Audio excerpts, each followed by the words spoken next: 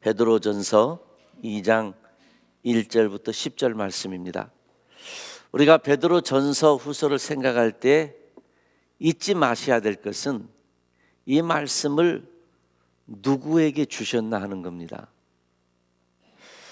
어떤 상황 속에 있는 사람들에게 주셨나 하는 것입니다. 고난과 박해 중에 있는 낯선 땅에 흩어진 나그네 이민자, 그러나 선택받은 그들에게 주시는 말씀입니다. 흩어졌어요. 유대 백성들이 흩어졌습니다. 그런데 흩어진 곳에서 좀 편하게 살면 좋은데 고난이 이어집니다. 또 흩어집니다. 박해가 따라옵니다. 잠시 동안이 아니고 로마의 황제 10명이 통치하는 동안에 지속되는 박해입니다. 그러니까 우리 가난의 대물림이라고 하는 말이 있듯이 박해가 대를 물리고 있어요. 아버지 시절, 어머니 시절에 예수 믿기 위해서 신앙 지키면서 좀 힘들었으면 자식 세대들에게는 좀 편안하면 좋지 않습니까? 근데 계속 이어지는 거예요. 박해가 이어지고 핍박이 이어지는 그때에 그 낯선 곳에서 살고 있는 이들에게 베드로 사도가 주는 말씀입니다. 선택받은 나그네, 우리가 이 둘 중에 어디에 초점을 둬야 되는가 지난 6시간 동안에 내내 반복해서 말씀을 드렸습니다. 내 중심축이 어디냐에 따라서 세상이 달라집니다. 내가 중심축을 어디에 두느냐에 따라서 이해가 달라집니다. 하나님과의 관계의 중심축을 두고 세상에 내가 겪고 있는 것을 이해하는 것과 내가 세상에 겪고 있는 것의 중심, 현실의 중심을 두고 하나님을 이해하는 것은 다릅니다. 어제나 오늘이나 영원토록 변치 아니하시는 그리스도 예수 안에서 우리를 사랑하시되 완전하게 사랑하신 그 하나님의 사랑, 그 하나님이 나를 아시고 나를 부르시고 나를 자신의 소유 삼아 주셔서 넌 내 거야 하신 그 하나님과의 관계의 중심축을 두면 무슨 일이 일어나도 그 하나님의 사랑이 힘을 발휘하고 어떤 상황 속에 있어도 나를 사랑하신 그 하나님 때문에 견딜 수 있습니다. 저는 개인적으로 하나님의 사랑과 저희 어머니의 사랑 힘입어서 어떤 현실 속에서도 인내할 수 있고 견딜 수 있는 그런 힘을 좀 받았습니다. 어머니 생각하면 아마 다른 분들이 많이 그럴 겁니다. 날 위해서 고생하신 아버지, 어머니, 그분의 헌신적인 무조건적인 사랑들을 생각하면 어려움 속에서 좀 견딜 수 있고 좀 참을 수 있고 내가 이러면 안 되지, 새롭게 일어서는 기회가 될 것입니다. 하나님의 사랑이 그렇습니다. 하나님 관계가 그렇습니다. 베드로 사도가 고생하고 있는 그 당시에 흩어진 백성들에게 손 좀 잡아주면서 너희 힘들지, 어렵지, 같이 울어주고 그러고 끝날 수 있습니다. 그런데 베드로 사도는 압니다.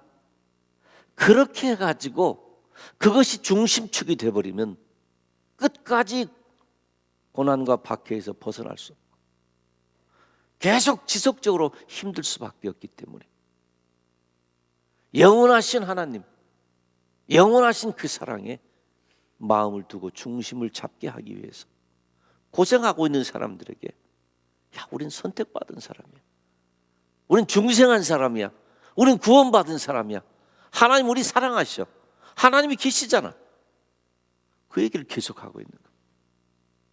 그래서 베드로전서 1장뿐만 아니고 2장, 3장, 4장, 5장 후서에 들어가서도 계속해서 우리가 기억하실 것은 베드로 사도는 지금 누구에게 편지를 쓰고 누구에게 이런 말을 하고 있는, 성경을 읽으면서 하나님, 이 성경은 지금 이러이러하잖아, 나는 너무 힘들어요, 나는 너무 어려워요, 지치겠어요. 그런 우리를 향해서 베드로 사도는 우리보다 훨씬 더 어려움을 겪고 있는, 대를 이어서 박혀받고 있는, 대를 이어서 고난받고 있는 백성들에게 이런 말씀을 주셨던 뜻이 무엇인지 그 사실을 우리가 기억하면서 이 말씀을 볼 수 있어야 될 것입니다. 고난받고 박해 중에 있는 낯선 땅에서 흩어져 있는 나그네, 이런 삶을 살고 있는 사람에게도 하나님 널 사랑하신다, 하나님 널 부르셨다, 우리는 구원받은 사람이야, 이런 말을 반복하고 있는 그 베드로 사도의 뜻을 우리가 배워야 될 것입니다. 그러기 위해서는 첫째로 오늘 본문에 보면은 이제 우리가 갓난아이와 같이 돼야 된다 그럽니다. 제대로 어떤 환경 속에서도 하나님의 사람으로 살기 위해서는 갓난아이와 같이 돼야 된다. 한번 따라해 보겠습니다. 갓난아이와 같이 되어야 합니다. 갓난아이와 같이 되어야 됩니다. 이 갓난아이는 엄마의 젖을 물고 있는 아이처럼 막 태어나서 아무것도 보이지 않는데 엄마를 향해서, 엄마 젖을 향해서 고개를 내밀고 있는 그 아이처럼 기본 자세라는 겁니다. 어떤 환경 속에서 우리의 기본 자세, 여러분 태권도를 배우면은 가장 기본 자세, 기마 자세를 하나 배운 뒤에 그 다음에 품새에 따라서 뭐 격파도 하고 여러 가지 복잡한 동작들을, 기술을 배웁니다. 기본이 있고 기술이 늘어납니다. 기본 자세 없이 기술 늘어날 수 없습니다. 벽돌을 몇 장 깨든지 얼마나 높이 차기를 하든지 공중에서 2번, 3번을 돌든지 그 모든 것들은 첫 기본 자세를 배운 데에서 전진해서 된 실력들입니다. 하나님 앞에 우리 기본 자세는 뭘 것인가? 갓난아이라는 겁니다. 여러분 갓난아이가 어떻습니까?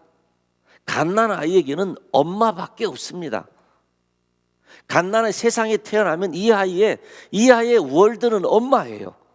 이 아이의 세상은 엄마밖에 없어요. 엄마가 하는 대로 합니다. 심지어 엄마가 자기를 속여도 엄마 따라갑니다. 여러분 갓난아이한테 엄마들이 속이잖아요. 가짜 젖꼭지 물리잖아요. 가짜 젖꼭지 물리는 거 속이는 거잖아요. 그래도 애가 엄마가 물려주면 그게 엄마가 물려주니까 묻고 또 쭉쭉 빨아요. 엄마가 하는 대로. 갓난아이에게는 엄마밖에 없습니다. 그런데 우리가 점점 자라면서 내 세계가 드러납니다. 친구가 생깁니다.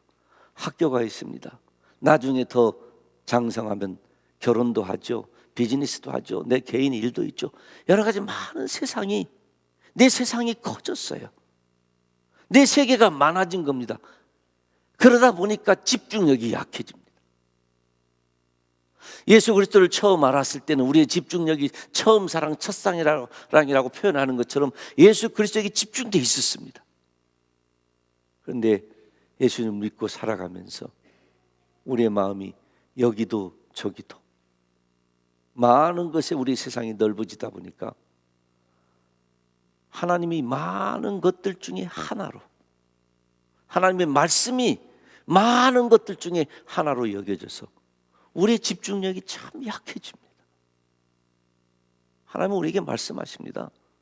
마음과 뜻과 정성을 다하여. 하나님은 우리에게 그렇게 하셨기 때문에 예수 그리스도를 내어주실 때는 하나님은 우리에게 마음을 다하셨습니다. 뜻을 다하셨어요. 정성을 다하셨어요. 심지어 목숨까지 다하여 사랑해 주셨잖아요. 하나님 우리에게 그렇게 하셨기 때문에 하나님과 우리의 관계는 그렇게 해서 되는 관계로 하나님의 관계를 설정해 놓으시고, 심지어 표현하자면 내가 너희에게 갓난아이처럼, 엄마밖에 없는 것처럼, 너희밖에 없는 것처럼 집중하는 것처럼 너희도 갓난아이처럼 나에게 집중하면 좋겠다 하는 겁니다. 다시 말씀드립니다. 지금 이 편지를 받고 있는 베드로 전서의 수신자들은 힘듭니다. 눈을 뜨면 신앙의 핍박 때문에 인생 왜 사는가 싶을 정도의 고난을 겪고 있는 겁니다. 불에 타 죽는 사람 생기죠. 물속에 수장되는 사람 생기죠. 사자굴에 들어가는 사람 생기죠. 그런 소리만 들어도 가슴이 철렁철렁 하는 그때에 베드로 사도가 하는 말입니다. 갓난아이 같이 되자. 가장 하나님 앞에 기본적인 우리의 자세, 하나님밖에 없는 것처럼, 고난이 지금 많이 있어도 하나님밖에 안 보이는 것처럼 그 하나님에 집중하자. 하나님 앞에서는 인간의 기본 자세이고 하나님의 말씀 앞에서는 성도의 기본 자세이기 때문에 갓난아이 같이 되자. 사랑하는 성도 여러분도 저도 하나님 앞에 갓난아이와 같은 그런 심정, 그런 자세가 되시기를 주님의 이름으로 축원합니다.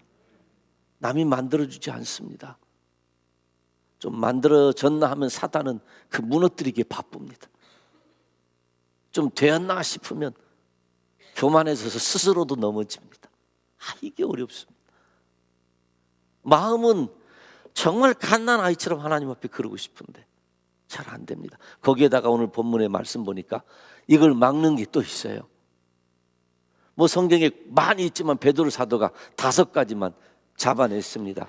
악의가, 기만이, 위선이, 시기가, 비방하는 말이, 이런 것들이 좀 갓난아이처럼 되나 싶으면 이런 게 하나씩 툭툭 튀어나와가지고 우리 마음을 무너뜨려서 하나님께 집중하지 못하도록 만들기 때문에 이 모든 것들에서 벗어나라 그랬습니다. 그러니까 이렇게 볼 수 있습니다. 내가 있습니다. 하나님의 말씀이 있습니다. 하나님의 말씀은 곧 하나님이시니까 나와 하나님이 존재하는 거예요. 그런데 내가 갓난아이 같이 되면 이 말씀으로 쑥쑥 들어가. 스펀지 같아가지고 하나님 말씀이 내게 단꿀과 같고 말씀이 내게 쑥쑥 들어와요. 내가 말씀 앞으로 힘있게 나가고 말씀도 내게 쑥쑥 들어와요. 그런데 나와 말씀 사이에 아까 나왔던 5가지 악의, 기만, 위선, 시기, 비방 이런 게 있으면 말씀을 향해서 달려나가다가 꺾여버립니다. 조금 뭔가 있다고 하면 겨우 말씀적으로 뭔가 조금 이렇게 나가긴 하지만 이것도 우리를 꺾어버려요. 우리 소원이 있잖아요. 예수님 잘 믿기 원하잖아요. 말씀대로 살기 원하거든요. 세상에 아무리 삶이 복잡하고 힘들어도 오로지 주께 소망 두고 살기를 소원합니다. 말씀이 생명인 거 압니다. 그런데 우리 삶에 저게 있으면은 말씀을 향해서 달려나가는 우리를 확 꺾어버립니다. 그래서 사도 베드로가 지금 고난을 겪고 박해를 겪고 있는 형제들을 향해서 야, 박해가 문제가 아니고 고난이 문제가 아니고 너희 속에 있는 악의와 기만과 위선과 시기와 비방과 이 5가지뿐만 아니라 많은 내 속에 말씀으로 나가지 못하도록 막고 서 있는 그 많은 것들, 그것들이 결국은 문제이기 때문에 그걸 벗어버리고 갓난아이처럼 되라 말씀해 주시는 겁니다. 여러분, 악이라는 것은 악한 뜻, 안 좋은 생각. 여러분, 안 좋은 생각을 많이 하다 보면 안 좋은 의지가 되어버립니다. 이게 우리 속에서 그냥 나 혼자 생각하는 것 같아도 안 좋은 의지, 안 좋은 생각을 막 하다 보면 말씀을 막아버립니다. 말씀 듣는 귀를 막고 말씀 듣는 마음을 막아버려요. 왜냐하면 말씀은 우리로 하여금 교훈하고 우리를 바르게 하고 우리 그러잖아요. 훈계도 하잖아요. 그냥 안 좋은 생각을 하고 있는데 말씀에 가까이 가면 내가 부끄러운 거예요. 말씀 멀리하게 됩니다. 기만이 있습니다. 기만은 남들 속이는 거죠. 그런데 속이는 것은 얕보기 때문에 속입니다. 속일 수 없는 사람이라고 생각하면 속일 생각도 안 하죠. 얕보는 거예요. 저 사람 정도는 속일 수 있겠다. 거짓말해도 되겠다. 위선, 아는 체하고 그럴듯하게 보이고 과시하고 그러는 거. 시기, 다른 사람이 잘 되는 거 불편해요. 내가 잘 돼서 내가 인정받아야 되는데 남들이 인정받는 거 불편해요. 비방하는 말 깎아내리고 헐뜯고. 이 모든 것들이 공통점인 것은 결국은 자기입니다. 내가 나의 방해거리가 되어가지고 모습은 저렇게 나타나요. 나쁜 생각으로, 남을 얕보고 속이는 걸로, 그럴듯하게 과시하는 걸로, 내가 인정받았기 때문에 남이 잘 되는 거 힘들어하고 막 비방하고 이런 것들로 나타나지만 심지어는 내가 잘 되고 내가 인정받고 내가 칭찬받고 나예요, 나. 그래서 내가 높아지면 말씀으로 가는 길을 막습니다. 그러니까 남이 막는 게 아니에요. 환경이 막는 게 아닙니다. 높아진 내가 막아요. 더러워진 내가 막아요. 내가 말씀의 길을 막고 있어요. 그래서 사도 베드로가 악의와 기만과 위선과 시기와 비방에서 떠나고 이건 그만두고 갓난아이처럼 되어서 성경에 악의, 기만, 위선, 시기, 비방뿐이겠어요? 우리 안에 말씀의 길을 막아서는 것들은 벗어버려야 됩니다. 떠나야 됩니다. 멈춰야 됩니다. 어떻게 떠날 수 있는가? 바울이 디모데에게 쓴 말씀이 디모데전서 6장에 있습니다. 함께 한번 읽어보겠습니다. 하나님의 사람이여, 그대는 이 악한 것들을 피하십시오.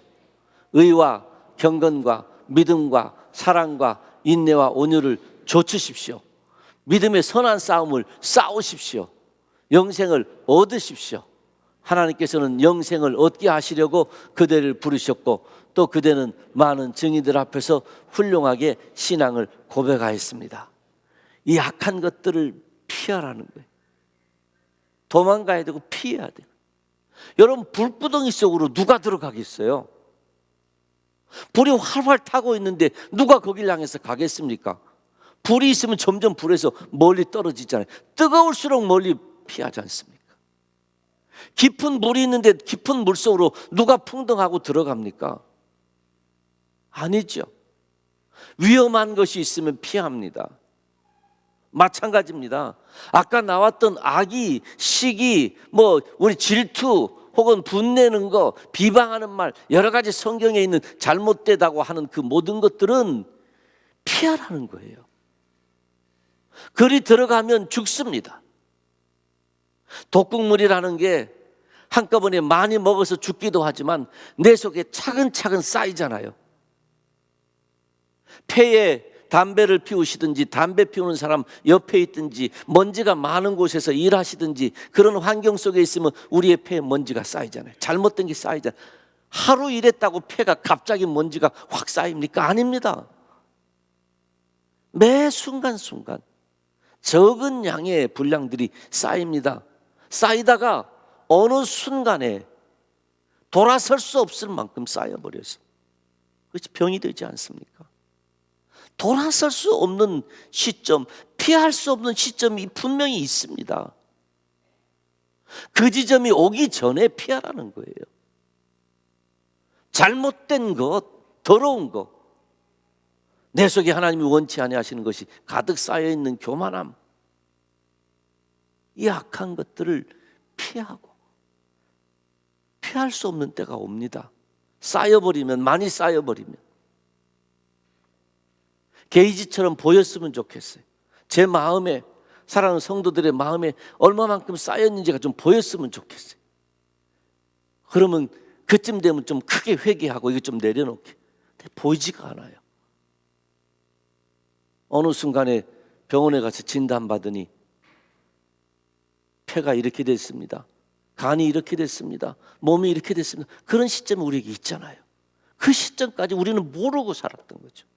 지금도 저나 우리 모든 몸이 어떻게 되는지 모르는 것처럼 우리 영이 그렇단 말이에요. 하나님은 우리의 외모를 보시는 게 우리 중심을 보시는데 피할 수 있을 때 피하셔야 돼요. 지금이 피할 수 있는 때. 여러분, 오늘이라는 시간이 피할 수 있는 때입니다. 악의와 불의와 시기와 분냉과 분당과 비방과 모든 육신의 열매 같은 것들을 피하고, 그 다음에 뭐라 그랬으면 온유를 조치라 그랬는데, 의와 경건과 믿음과 사랑과 인내 온유를 조치십시오. 심지어 믿음의 선한 싸움을 싸우십시오. 이것을 공개적으로 하라고 맨 밑에 보니까 많은 사람들 앞에서 신앙을 고백했습니다.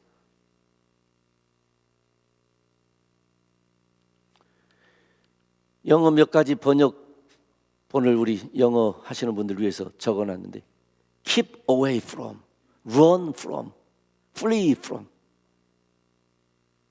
악한 것들이 있으면 100m 달리기 하듯이 도망치라는 거예요. 그냥 좀 망설이면서 이거 이래야 되나 저래 생각하지 말라는 거예요. 도망치라는 거예요. 불이야 소리 나면 막 도망치는 것처럼, 강도야 그럼 도망치는 것처럼, 하나님이 원치 아니하는 것이면 도망치라는 거예요. 죄와 싸우되 피 흘리기까지 싸우라는 말씀처럼 말씀의 길을 막아서는 것에는 도망치라는 거예요.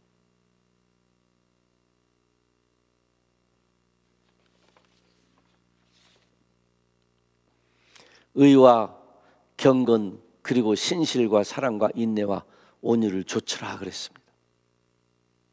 저 4가지 중에 한 가지만 하나 골라보십시오. 내가 저 중에 뭐가 부족한가? 저걸 쫓으라 그랬는데, 이제 피할 것도 피하지만 더 적극적으로는 뭔가 저걸 하나 찾으면, 하나에서 출발하면 고구마 줄기처럼 다른 것이 다 따라 올라옵니다. 신실함, 사랑, 인내. 이 인내는 오래 참는다는 인내도 있지만 지속적인 겁니다. 뭘 하나 했으면 끝까지 하는 거. 온유, 부드러움입니다. 내가 뭐가 부족한가? 그 부족한 거 하나를 붙잡고 추구하다 보면 다른 것들까지 이루어지게 될 것이고, 그것이 말씀으로 가는 길을 열어주는 은혜가 될 것입니다. 부디 갓난아이처럼, 엄마밖에 없는 갓난아이처럼 주 예수님밖에 없다고, 아직도 우리가 이 땅에 하는 일이 많으니까 여러 가지 많은 우리의 세상들이 있지만 그래도 주님밖에 없다고 믿음으로 고백하며 사시는 갓난아이 같은 심정을 다시 회복할 수 있기를 우리 주님의 이름으로 축원합니다. 그런가 하면 두 번째로는 하나님의 말씀입니다. 갓난아이처럼 되어서 하나님의 말씀을 사모하라는. 여러분, 2장 우리가 지금 보고 있는데 1장 마지막 절이 이렇게 됩니다. 여러분은 다시 태어났습니다. 여러분, 베드로 사도가 1장과 2장 곳곳에서 다시 태어났다, 부름받았다, 선택받았다, 구원받았다, 이 말씀들 그냥 지나치면 안 됩니다. 베드로 사도의 지금 관심은 중심축을 세워주고 그 중심축에서 다른 어려움을 이겨내도록 하기 위해서 계속해서 말씀합니다. 여러분, 다시 태어났습니다. 그것은 썩을 씨로 그렇게 된 것이 아니라 썩지 않을 씨, 곧 살아계시고 영원하신 하나님의 말씀으로 그렇게 되었습니다. 그 밑에 한번 같이 읽습니다. 모든 육체는 풀과 같고 그 모든 영광은 풀의 꽃과 같다.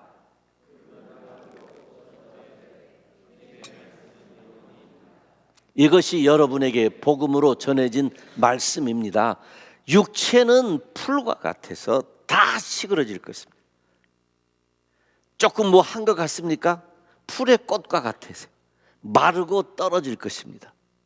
그런데 주님의 말씀은 영원히 있다 하면서 이것이 여러분에게 복음으로 전해진 말씀입니다. 이것이 말씀이 생명이요, 말씀 통해서 우리가 다시 태어난 것에 대해서 이것이 복음이라고 말씀이라고 해놓으시고 바로 2장으로 넘어와서 그러므로 그랬습니다. 그러므로 순수하고 신령한 젖을 그리워하십시오. 사모하십시오. 말씀이 복음이요, 복음이 생명이요, 말씀이 생명이니까 그 말씀 때문에 우리가 구원받았고 말씀이신 예수님이 육신이 되어서 이 세상에 오셨으니까 이것이 복음이니까 하고서 그 다음에 말하기를, 그러니까 하나님의 말씀 그리워하라는 거, 말씀 사모하라는 거. 여러분은 그것을 먹고 자라서 구원에 이르러야 합니다. 고난받고 있는 백성들에게 베드로 사도가 하는 말씀입니다. 고난받고 있는 형제들이여, 어려움 중에 있는 자매들이여, 당신 속에 하나님의 말씀이 있는가 하고요. 당신이 하나님의 말씀을 먹고 지금 고난을 이길 만큼 자라 있는가? 환난이 아무리 커도 그 환난을 이길 만큼 믿음이 자라 있으면 그 환난을 이겨낼 수 있는데, 환난을 이겨낼 만큼 말씀이 당신들 속에 있는가? 환난을 이겨낼 만큼 성장했는가, 성숙했는가? 베드로 사도가 지금 묻고 있는 겁니다. 여러분, 이것은 저나 우리 모두에게 심각한 질문입니다. 우리의 육신도 먹고 자라는 것처럼 우리의 영이 먹고 자라는데, 예수님 만난 뒤에 가만히 있어도 그냥 막 풍선처럼 커지는 거 아닙니다. 예수님 만난 뒤에 주의 말씀을 주야로 묵상하고 그 말씀 붙잡고 살아야 그것을 먹고 자라는데, 자라서 힘있게 자라니까 이겨낼 수 있습니다. 그런데 고난받는 형제들이요, 핍박받고 박해받되 대를 이어서 박해받고 있는 자매들이요, 믿음의 성도들이요, 당신 속에 말씀이 있는가? 시대를 이겨낼 만한 말씀이 살아있는가? 환난을 이겨낼 만한 말씀이 속에서 운동력 있게 역사하고 있는가? 말씀은 운동력 있다고 했습니다. 그 말씀이 이 속에 운동력 있게 역사해서 이쪽에서 한 방 맞는데 속에서 그 운동력이 방어하고, 이쪽에서 어려운 일이 생겨서 또 한 방 맞는데 속에서 하나님의 말씀이 또 운동력이 있어서 방어하고, 괜찮아, 소망은 주께 있어, 그렇게 할 수 있도록 속에 말씀이 있는가? 요즘에는요, 성경책은 많은데 내 속에 저장된 말씀은 적은 시대입니다. 성경책은 많아요. 번역본도 많고, 듣는 성경, 읽는 성경, 스토리 성경, 다이제스트 성경, 성경책이 얼마나 많습니까? 내가 가지고 있는 성경만도 얼마나 많습니까? 근데 내 속에 저장된 살아계신 하나님의 말씀이 있는가?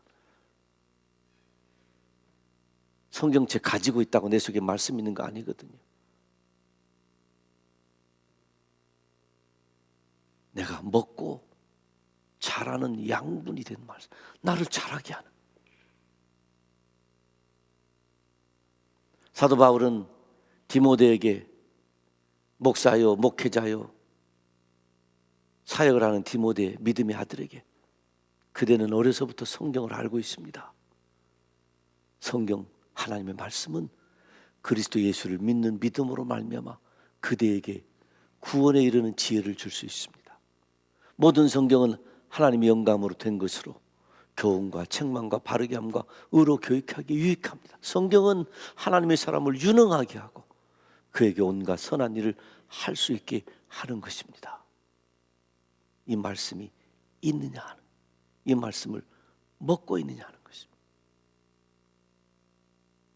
여러분, 가정을 합니다. 제가 그리스도교회 담임 목사입니다. 제가 성경을 하나도 읽지 않고 살고 있다고 가정해 보십시다. 여러분이 저를 담임 목사로 그대로 받으시겠습니까? 한 달, 1년 내내 말씀을 안 읽고 설교 준비 때만 말씀을 읽고 있다고 생각을 한다면 저를 목사로 받으시겠습니까? 아니죠. 큰 실망이죠. 어떻게 저럴 수 있나? 마찬가지입니다. 모든 성도들은 마찬가지입니다. 먹지 않으면 자라지 않습니다. 자라지 않으면 언제나 어린아이 같아서 조금만 무슨 일이 있어도 힘들어, 너무 어려워, 그럽니다. 조그만 강아지가 오기만 해도 무서워 도망가죠. 그러나 장성한 사람에게는 강아지가 뭐가 무섭겠어요? 하나님의 말씀은 먹고 자라서 성화의 과정, 구원의 과정을 갈 만큼 우리에게 능력이 되고 생명이 되는 말씀입니다. 그래서 엄마밖에 없는 것과 같은 갓난아이 같은 심정으로 하나님의 말씀을 흡입하듯이, 요즘에 배고파서 뭘 많이 먹을 때 우리 젊은 분들 그런 얘기 하시더라고요. 폭풍 흡입이라고 그러더라고요. 그 어디서 나왔는지는 모르겠지만 막 급하게 먹는 걸 그렇게 말하는 것 같아요. 그거밖에 없는 것처럼 하나님의 말씀을 먹고 자라야 됩니다. 성화의 과정에 하나님의 말씀이 필수인데 읽어야 됩니다. 들어야 됩니다. 묵상해야 됩니다. 암송해야 됩니다. 공부해야 됩니다. 전달해야 됩니다. 이런 과정이 없으면 하나님의 말씀을 자의적으로 성경을 가지고 있지만 읽지도 듣지도 묵상하지도 공부하지도 않고 있으면 성경책은 가지고 있지만 내 인생관과 내 삶은 다른 데서 비롯됩니다.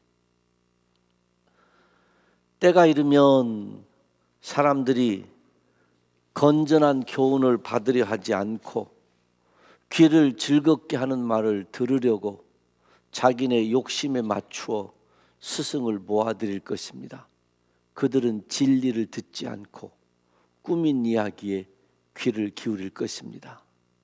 바울이 디모데에게 보낸 편지에게 저가 열심히 하지만 결국에 경건에 이르지 못하고, 열정은 있는데 말씀을 덮어둔 열정, 먹고 자라야 되는데 말씀을 덮어둔 열정은 우리를 비정상적으로 자라게 합니다.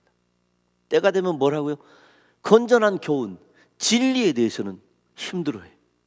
대신 내 귀를 즐겁게 하는 말, 이걸 들으려고 욕심에 맞춰, 자기 욕심에 맞춰 스승을 모아들인다. 이 유튜브 저 유튜브 이거 내가 듣기 좋은 것. 여러분, 생각하는 대로 행동하는 사람이 있고 행동하는 대로 생각하는 사람이 있습니다. 잘 구분해 보십시오. 생각하는 대로 행동하는 사람은 생각이, 이론이 정리된 어떤 근거가 있어서 그것에 맞춰서 인생관이 나오고 그것에 맞춰서 가치관, 그것에 맞춰서 대인관계, 이게 이루어집니다. 그런데 행동하는 대로 생각하는 사람은 내가 먼저 행동을 해요. 내 가치관 있고 내 인생관 먼저 살고 거기에 맞춰서 자기의 이론을 만듭니다. 이런 분들의 특징 중에 하나는 이런 말을 자주 합니다. 나 이런 사람이야. 나 이런 사람이야. 자기의 행동에 대해서, 자기의 삶의 모양에 대해서 나 이런 사람이라는 자기 스타일의 독보적인 나 이런 사람이야 하는 것으로 끝나버립니다. 여러분, 그리스도인은 성경에 의하여 인생관이 만들어지고 성경에 의하여 가치관이 만들어지고 성경에 의하여 대인관계가 되고 성경에 의하여 되는 사람입니다. 내가 마음대로 산 것에 의해서 인생관을 만들어 맞춰가는 게 아니고, 그래서 우리는 생각한 대로 살아가는, 즉 성경에 의하여 인생관과 가치관을 만들어가는 사람들, 건전한 교훈을 받아야 됩니다. 진리를 들어야 됩니다. 그 진리가 나를 힘들게 해도, 말씀이 때로 이해가 안 되더라도, 때로 말씀이 나를 지적하고 훈계하여서 괴롭더라도 그 말씀이 내 속에 들어와야 그 말씀에 의하여서 인생관, 가치관, 세계관, 대인관계, 이것들이 만들어집니다. 그런데 그것을 거부하고 나를 즐겁게 하는 말들을 들어서, 그 말은, 나를 즐겁게 한다는 이 말은 이미 내가 살고 있는 대로 맞춰주는 말들입니다. 내가 살고 있는 그대로 맞춰주는 여러 특강들, 여러 말들이 내가 그렇게 살고 있으니까 너무 기분 좋은 거죠. 그대로 그것만 계속 들으면은 내가 살고 있는 것에 의해서 이론이 만들어지는 것입니다. 우리는 그런 사람 아닙니다. 그래서 갓난아이처럼 하나님의 말씀을 접근하여 그 말씀에 의하여서 인생을 살아가야 되기 때문에, 고난받고 있는, 박해받고 있는, 힘들어서 고통 중에 있는, 몸이 아프고 배고프고 있는 믿음의 형제 자매에게 베드로 사도가 본질적인 것을 지적하는 거죠. 네 속에 말씀이 있느냐는 거예요. 이 고난을 이겨낼 만한 말씀이 네 속에 있느냐? 없다면 이거 치료하는 게 문제가 아니라 말씀을 집어넣으라는 거예요. 그 말씀이 이것을 없게 해주지는 못하지만 그 말씀이 이것을 이기게는 해준다.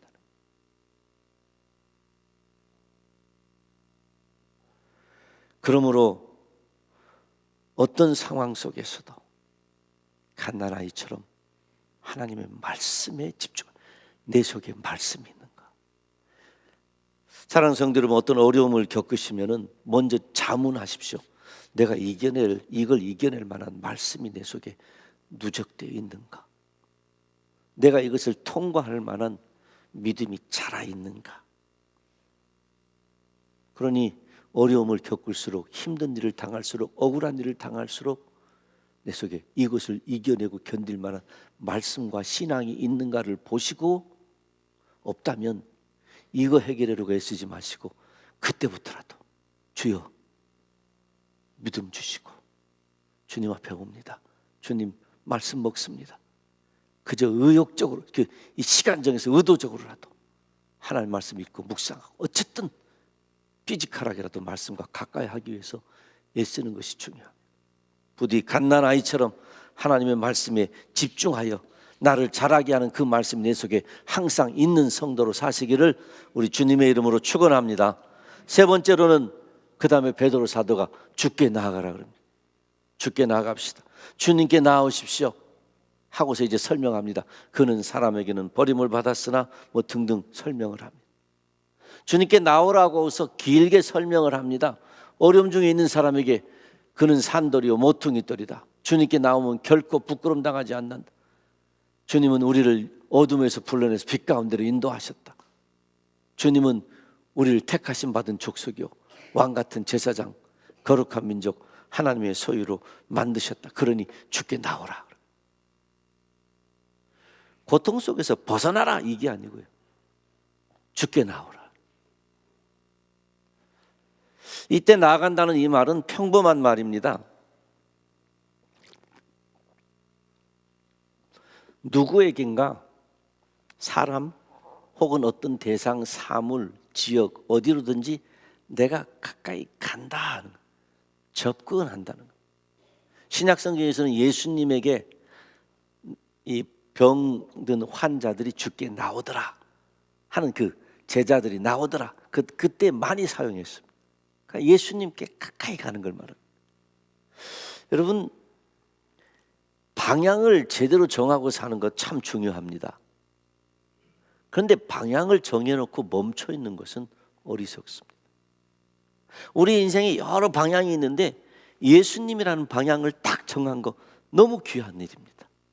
우린 이미 예수님이라는 방향을 정해놓고 주님을 닮아가기를 소원하고 주님을 믿고 주님은 우리의 소망이라는 것을 믿고 삽니다. 그런데 더 움직여야 됩니다. 주님께 나아가야 됩니다. 방향만 정해놓고 멈춰 서 있는 분들이 많습니다. 멀리 서 있는 주님을 묵상하는 거예요. 그 주님 가까이 가서 보면 환하게 보이는데, 얼굴도 환하게 보이고, 우리 사람끼리로 말하면 얼굴에 점이 있는지 뭐가 어쩐지 환하게 보이는 것처럼 주님께 가까이 가면 주님 품 안에 뭐가 있는지 가까이 가면 보입니다. 느낍니다. 대상이 보이고 체온을 느낄 수 있고 마음도 느끼고 그렇습니다. 앞에 앉아 계신 우리 김명기 목사님, 저하고 지금 이렇게 거리감이 있는데 여기서는 별로 체온을 못 느끼지만 제가 가까이 가면, 가까이 갈수록, 그리고 허그하면 체온을 느낍니다. 전 제 아들들하고 허그할 때 좋은 게 참 따뜻해서 좋아요. 그냥 악수하는 것보다, 아빠 하이, 뭐 I love you 이거보다 허그하면 따뜻해서 좋아요. 주님이 그 말씀하시는, 나오라, 내게 나오라. 멀리서 나를 연구하지 말고, 멀리서 나를 두려워하지 말고, 멀리서 나를 추측하지 말고 그냥 가까이 와서 나를 안아보라는, 느끼라는 거예요. 여러분, 지식으로 되는 영역이 있고 경험으로 되는 영역이 있듯이 사람의 사랑이라는 것은 말과 이론이 아니라 가까이 가면, 사랑하면 느낌으로 되잖아요. 그러니까 눈으로 보고 안다 그랬잖아요. 그 주님이 지식으로 아는 주님, 멀리서 연구해서 주님 이런 분, 이런 분, 이런 분, 그렇게 멀리 떨어져 있는 우리를 향해서 주님께 나오라, 주님께 나오라. 주님의 체온을 느낄 만큼, 주님의 마음을 느낄 만큼 나오라. 그래야 냉기를 이겨낼 수 있습니다. 주님의 따뜻함을 느껴야 고난의 냉기를 이겨낼 수 있어요. 찬바람을 이겨낼 수 있습니다. 누군가 나를 믿어주는 사람이 있으면 그 사람 위해서 목숨 버린다 그러잖아요. 이 세상에서 하는 말이죠. 누군가 나를 진짜 믿어주는 사람이 있으면 그 사람 위해서 목숨 버린대요.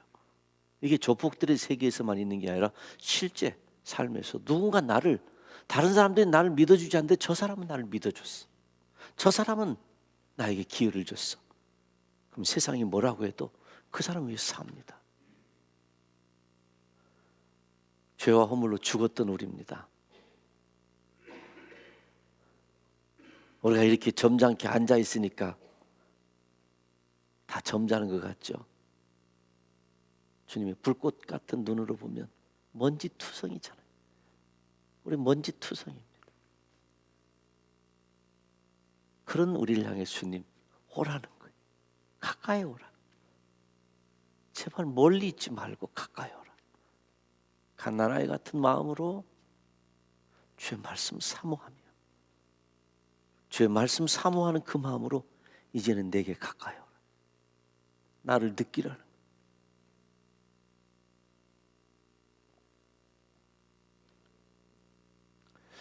한번 우리 질문해 봐야 됩니다. 나는 지금 주께 가까이 가는 중인가? 아니면 주님에게 좀 멀어져 있는 중인가? 나는 지금 주께, 지금입니다. 지금, 옛날의 추억이 아니고 지금 가까운 거리에 서 있는가? 나는 지금 무엇에, 누구에게 가까이 가고 있는가?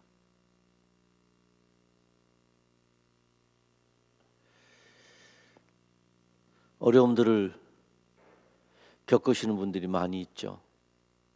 몸에 암이라는 질병을, 원치 않는 질병을 겪고 계신 분들이 있습니다. 며칠 전에 참 좋은 소식 듣고 제가 혼자 막 기뻐서, 그 암을 앓고 있는 우리 기도하고 있죠. 우리 그 성도 중에 한 분이 이제 새로운 면역 치료를 한 달인가 한 달 반인가 하고 조사를 했는데 암 수치가 확 내려갔어요. 그 가족이 카톡을 보내왔어요. 모든 성도들의 기도에 감사합니다.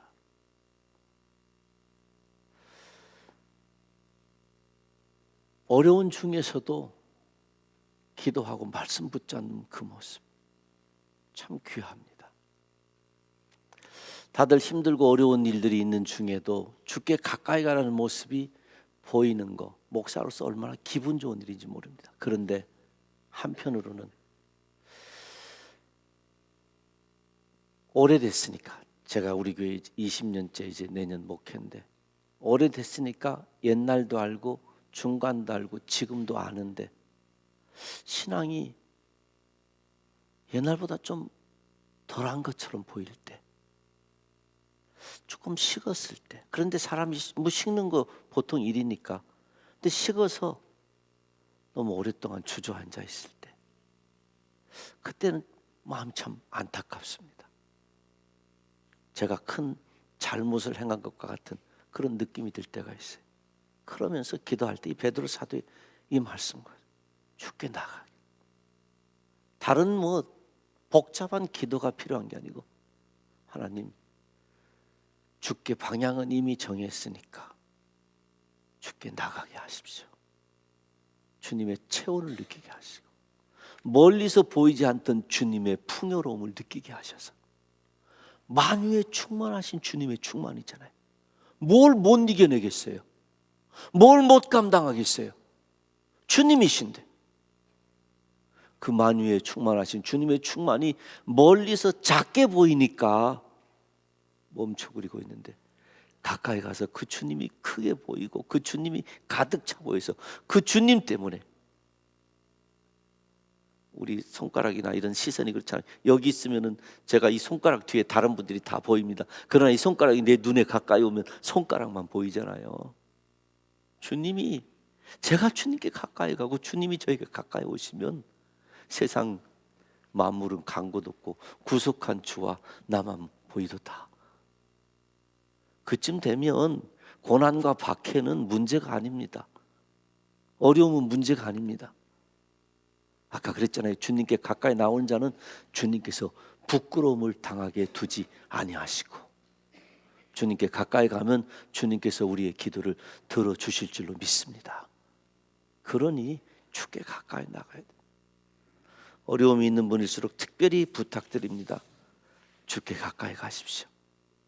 베드로 사도가 마지막으로 말하기를 그 예수 그리스도가 누구신가?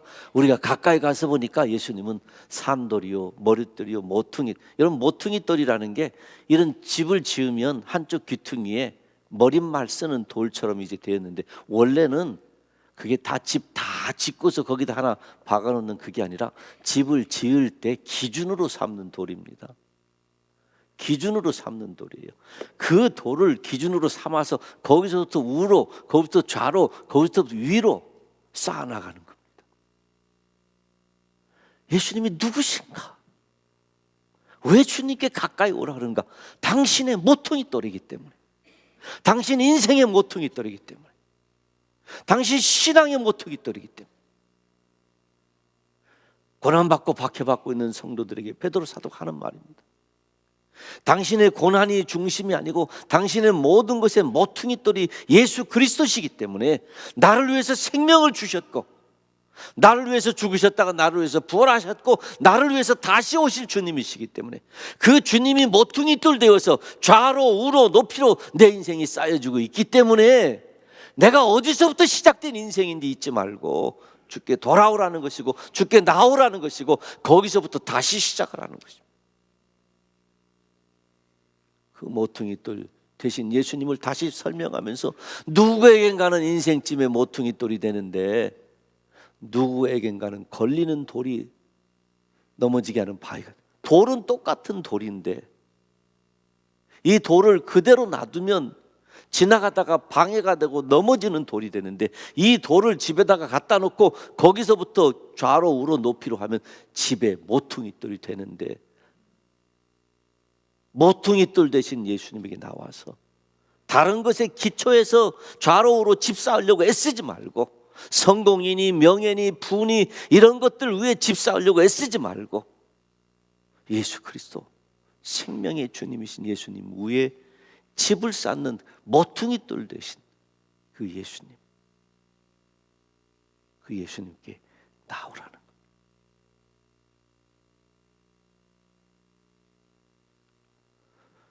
그러면서 하는 말씀이, 바위돌 되어서 넘어지는 것은 말씀을 순종하지 않기 때문이며 또한 그렇게 되도록 정해 놓으셨기 때문이라 그랬습니다. 한번 같이 읽겠습니다.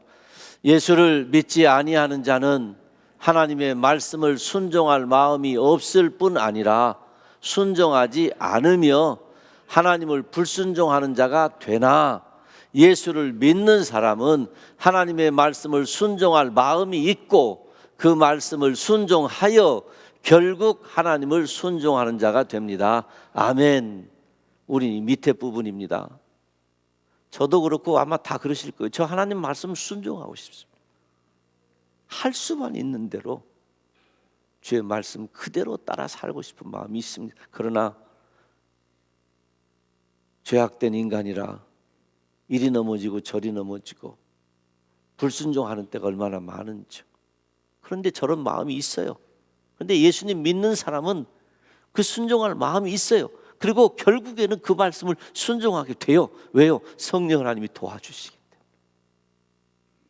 그래서 결국에는 우리는 불순종 때문에 죄가 들어왔는데 결국 하나님께 순종하는 자가 되어서 이미 순종하신 예수 그리스도의 뒤를 따라가는 믿음의 성도로 살아가게 됩니다.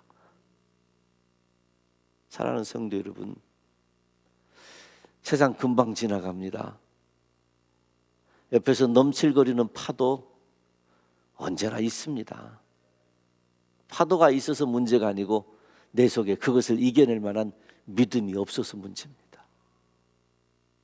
힘든 박해가 있어서 문제가 아니고 내 속에 그것을 받아칠 만한 말씀이 내 속에 없어서 문제입니다. 한번 결심하십시다.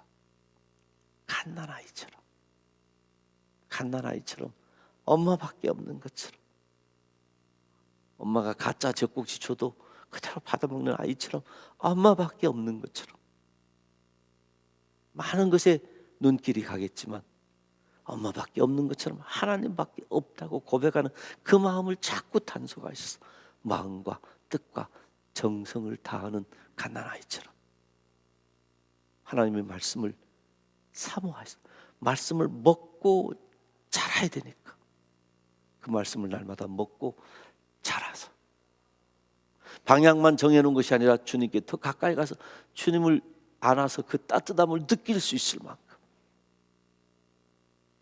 주님께 가까이 가시고, 그리고 그 주님이 내 인생과 신앙의 모퉁이 돌인 것을 날마다 확인하셔서 그로부터 집을 올리시고, 그로부터 삶을 사시고, 그로부터 비즈니스를 하시고, 그로부터 대인관계를 가지시고, 그래서 세상은 항상 힘드나 그 속에서 항상 평안하며 세상이 줄 수도 없고 알 수도 없는 믿음과 평강 가운데 승리함으로 살아가는 저와 우리 모두 되시기를 주님의 이름으로 축원합니다. 어려움이 특별히 있으신 분들, 남에게 말 못하는 괴로움이 있으신 분들, 부디 우리 주님께서 그 어려움과 괴로움도 해결해 주시기를 소원합니다. 그러나 기억하십시오. 그보다 더 중요한 것, 내가 하나님으로 사람으로 세워지면 된다는 것 기억하시기 바랍니다. 우리 자리에서 일어나셔서